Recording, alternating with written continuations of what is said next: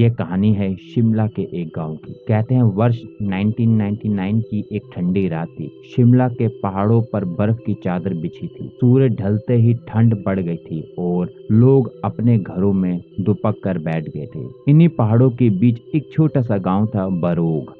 इस गांव की खास बात थी कि यहाँ के लोग बहुत मिलनसार और खुश मिजाज थे। लेकिन इस गांव के पास एक पुराना और सुनसान मकान था जिसे लोग भूतिया हवेली कहते थे। कहते थे कि इस हवेली में कई साल पहले एक परिवार की रहस्यमय तरीके से मौत हो गई थी और तब से यह हवेली खाली और खंडर पड़ी थी। एक शाम गांव में एक नया परिवार आया। इस परिवार में 3 लोग थे, रवि, उसकी पत्नी सुजाता और उनकी 9 साल की बेटी रीना। वे लोग शहर की भागदौड़ से तंग आकर इस शांत गांव में बसने आए थे। लेकिन किस्मत उन्हें उसी भूतिया हवेली में ले आई। गांव वालों ने उन्हें इस हवेली के बारे में चेतावनी दी थी, लेकिन रवि ने इन बातों को महज अंधविश्वास समझकर नजरअंदाज कर दिया। रवि और उसका परिवार हवेली में सामान ठीक करने में जुट गया। हवेली बहुत बड़ी थी और इसमें कई कमरे थे। सुजाता ने घर को सजाने की कोशिश की, जबकि रीना हवेली के चारों ओर खेल रही थी। लेकिन पहले ही दिन से अजीब घटनाएं शुरू हो गई। रात होते होते हवेली में अजीब अजीब आवाज आने लगी। कभी किसी के रोने की आवाज, कभी किसी के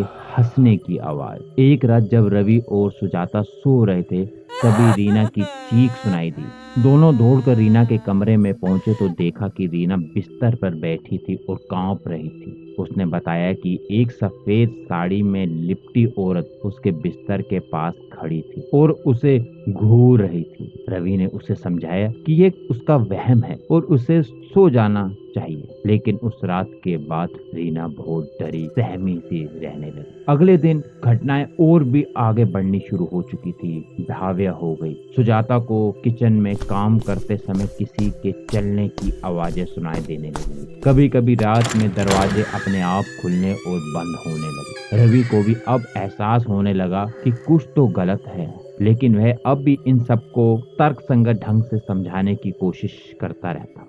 एक रात जब पूरा परिवार डिनर कर रहा था, तभी अचानक सारी लाइट्स बंद हो गई। चारों ओर घना अंधेरा छा गया। तभी उन्हें एक बच्चे की रोने की आवाज सुनाई दी। यह आवाज हवेली के नीचे वाले तहखाने से आ रही थी। रवि ने टार्च ली और सुजाता को रीना को साथ लेकर तहखाने की ओर बढ़ा। तहखाने में घूमते ही उन्हें ठंडी हवा का झोंका महसूस हुआ। टॉर्च की रोशनी में उन्होंने देखा कि एक छोटी बच्ची जो हूबहू रीना जैसी दिखती थी, एक कोने में बैठी रो रही थी। रवि और सुजाता अवाक रह गए।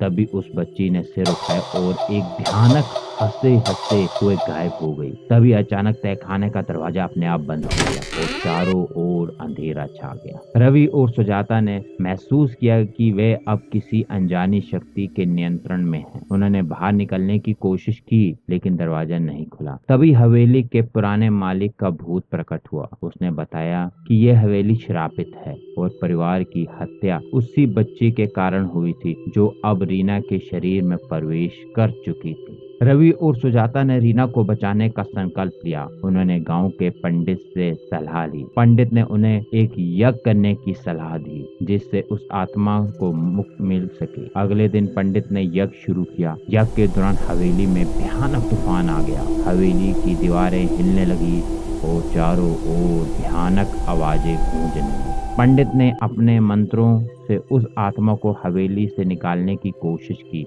अंत में बहुत संघर्ष के बाद आत्मा को मुक्ति मिली और हवेली शांत हो गई। रवि और उसका परिवार सुरक्षित बाहर आ गया। उन्होंने फैसला किया कि वे इस हवेली में अब कभी नहीं लौटेंगे। रवि और उसका परिवार गांव छोड़कर शहर लौट गए। लेकिन बरोग गांव की भूतिया हवेली की कहानी आज भी लोगों के दिलों में जिंदा है। लोग अब भी उस हवेली के पास जाने से डरते हैं, क्योंकि उन्हें लगता है कि भले ही आत्मा को मुक्ति मिल गई हो, लेकिन उस हवेली में अब भी कुछ रहस्यमय ताकतें बसी हुई है।